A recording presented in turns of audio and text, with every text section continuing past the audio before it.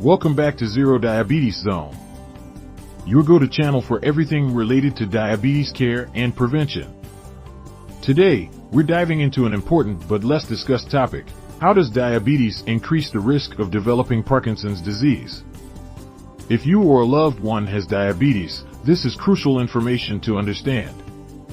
So, let's explore the connection between these two conditions. Before we dive into the link between diabetes and Parkinson's, let's quickly understand what Parkinson's disease is. Parkinson's is a progressive neurodegenerative disorder that affects movement. It's characterized by tremors, muscle rigidity, and slow movement. Over time, the brain's nerve cells, or neurons responsible for producing dopamine, an essential neurotransmitter, become damaged or die. So, how does diabetes come into play? Researchers believe the connection lies in insulin resistance, chronic inflammation, and oxidative stress, all common in diabetic individuals. Insulin doesn't just regulate blood sugar, it also plays a vital role in brain function. When insulin resistance occurs, it can disrupt brain health, leading to neurodegeneration and possibly increasing the risk of diseases like Parkinson's. Let's take a closer look at how insulin resistance affects the brain. In a healthy body, insulin helps neurons absorb glucose, which is the brain's primary energy source.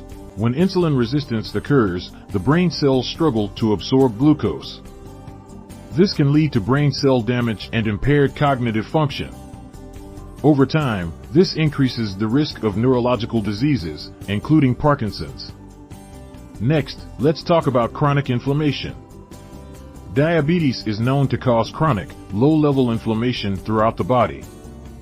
This inflammation can affect the brain as well, leading to the death of neurons that are crucial for motor function.